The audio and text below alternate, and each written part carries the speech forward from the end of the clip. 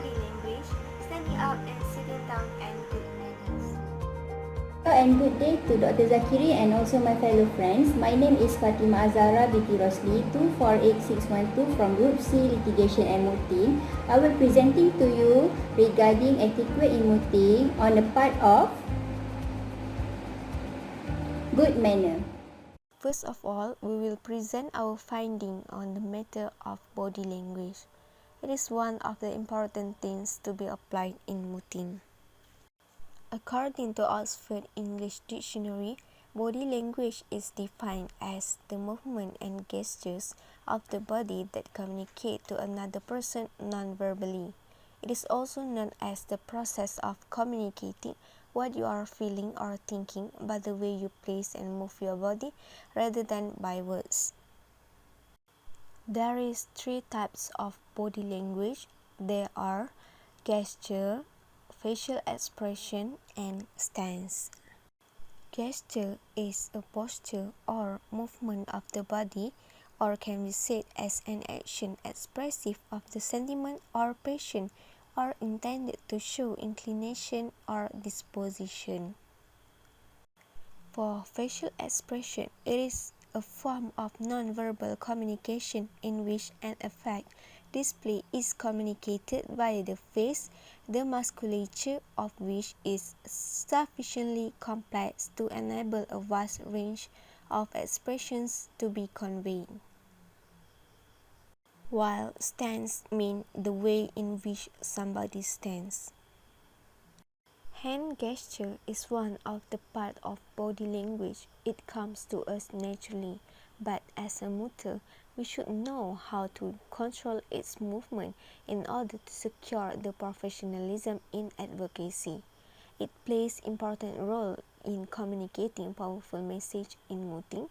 It helps a mooter to engage all parties during the mooting. It helps a mooter to emphasize the argument in declarative language, and it also helps a mooter to express his emotion effectively. Hand gesture speak a lot about the mooter's personality. Therefore, a mooter should not pointing opposing counsel or judge with one finger, because it will just show the unprofessionalism. The second part of body language is facial expression. It is advisable to a mooter to practice an appropriate facial expression to communicate the concerns about the presented issue. The rationale of practicing appropriate face is to help a mooter to build his credibility, which is the quality of being trusted by the judge. Facial expression creates a different mood, so we should avoid from overdoing it. A mooter should control or minimize any negative expression caused by nervousness, impatience, boredom, or lack of confidence. It will reflect a negative impression, and it is not a proper thing in mooting. The third one is stance. It is advisable for a mooter to maintain a balanced stance or straight body posture, because a good body posture represents the formality and generates confidence among the mooters. A mooter should avoid a slumped stand leaning to single side during mooting, because a proper stance will convey our confidence. It is important for us to note that an effective presentation comes from a method of communication combining both verbal and visual message. Hi, my name is SHAREN. Today I'm going to talk about standing up and sitting down in the moot court. Well, the mooter should stand when speaking or addressing to the judge. The mooter should sit down when the opposing counsel stands to make ease or a submission during the course of your address. What is the purpose? It is to avoid potential problem of counsels arguing between themselves rather than courteously addressing the court. Additionally, the mooter should take a cue and sit if he is standing when judge directs a question to a counsel who is not presently standing. On the other hand, the muti should stand if he is the one addressed in this instance. On the part of good manner, I think etiquette is very important, especially in courtroom. It is very important to have a good impression, especially in front of other litigants, judges, and also other attendees. Here, there are few ways where mannerism need to be highlighted. The first one is the dress. The dress code is very important for us as a legal practitioners because it represents us and it shows us that we are very adequate when represent our client. Even though the robe is not required if the counsel represent in the magistrate or session court, it must be noted that the dress code in black and white is essential when we represent our case in the court. The second one is mannerism in court. The entry of judge is the first formal opening of the court. In this situation, all the attendees of the court need to stand and bow, remain standing until the judge is seated. The court must be silenced, and this etiquette also applied when addressing the court. The third one, where the mannerism is so important, is mannerism at the bar table.